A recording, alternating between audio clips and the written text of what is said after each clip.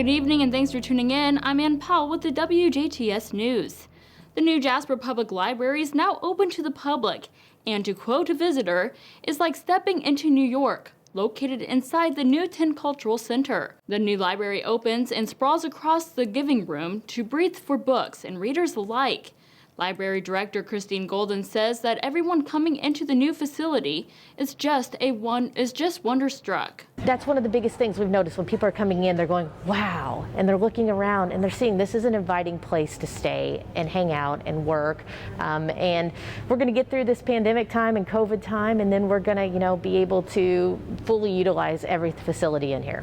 Golden says that she's glad everyone has been excited for the library during the entire process. As you're looking over there, a couple of the biggest new areas that we've never had before in our libraries is a maker space. We're going to be doing all kinds of laser engraving, 3D printing. Another big area, of course, like you just said, a teen zone.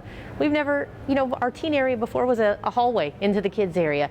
So again, it's just going to be having these new places to be able to get to have the programs and all the features that we've always dreamed of.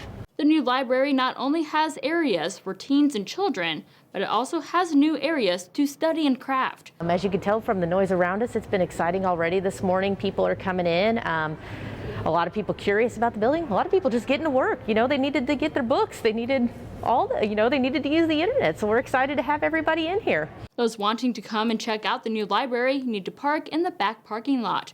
Located on 4th Street, library to-go services are also available for those unable to come inside. Please call the library at 812-482-2712 for more information. And right now, the library is still following health and safety guidelines to keep everyone safe. The library will only allow 100 patrons in at one given time. Masks are required for everyone 2 years old and older.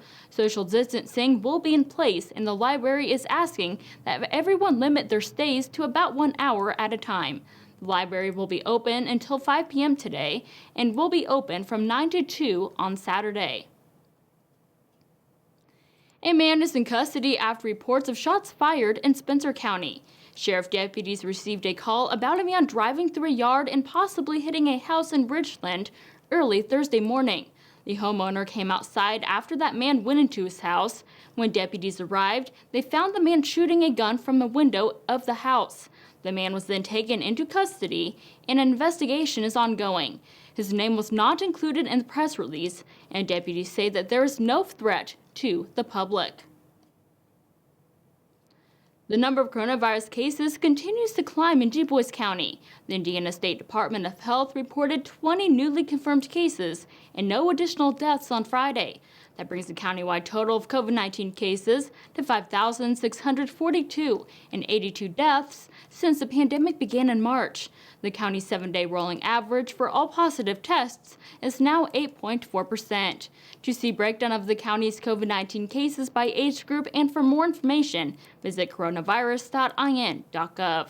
The best way to protect yourself and others around you is by practicing social distancing, washing your hands frequently with soap and water, and to wear a mask. Eligible residents in DuBois County now have another chance to get their COVID-19 vaccine sooner than expected. The DuBois County Health Department is hosting another district-wide mass vaccination clinic at the Jasper Middle School on Saturday, January 30th from 8 a.m. to 12 noon. When parking, use the north side parking lot behind the school building. Health officials hope to administer 450 doses of the vaccine during this one-day event.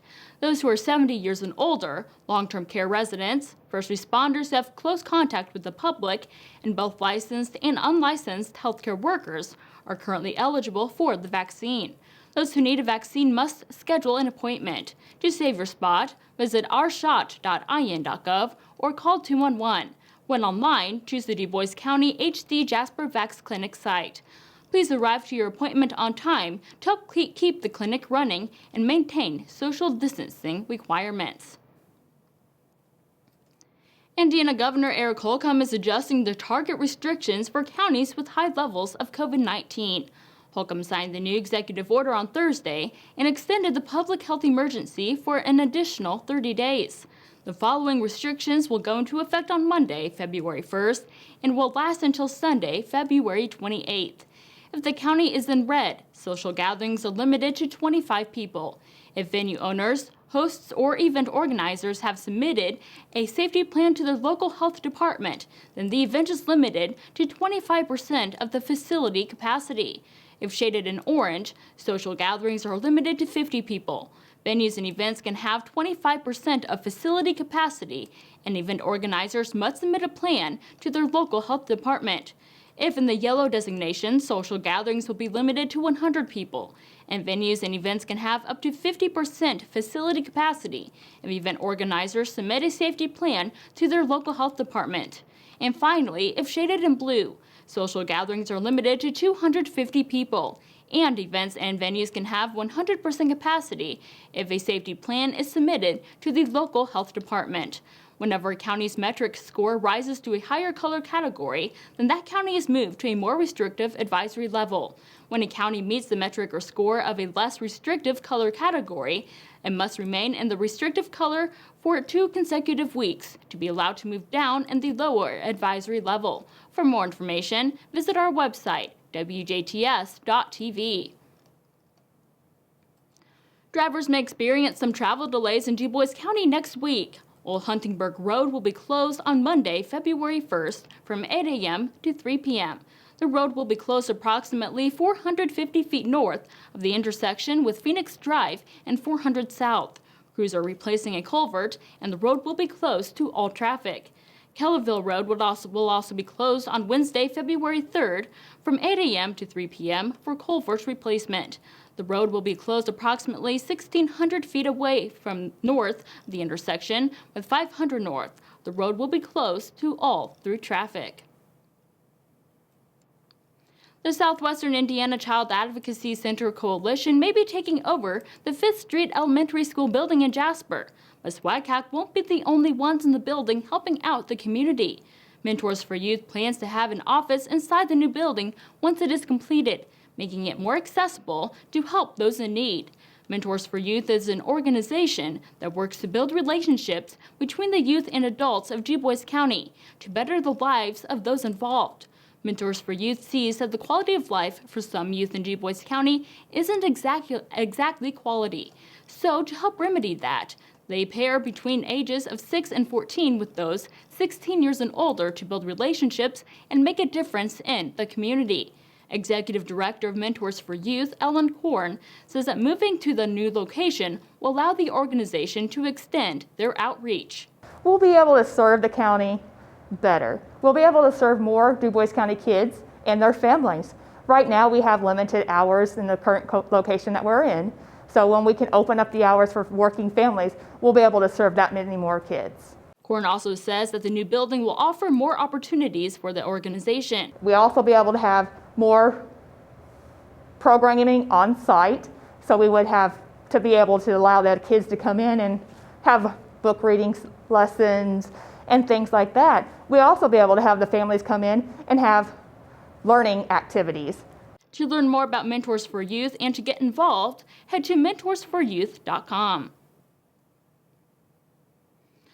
Old National Bancorp has announced its quarterly cash dividend and stock repurchase plan. The board of directors of Old National declared a quarterly cash dividend of 14 cents per share on the company's outstanding shares of common stock on Thursday.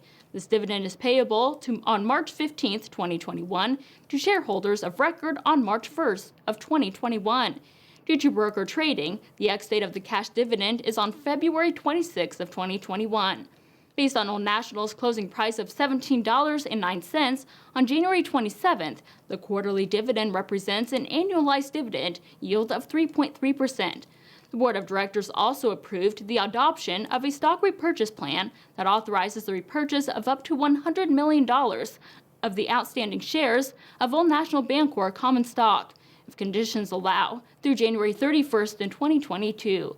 These shares may be purchased in either the open market or in privately negotiated transactions, in accordance to SEC regulations. And stay tuned, we'll have a look at your week's rainy forecast, with sports with Kurt Gooksell are still to come here on the WJTS News.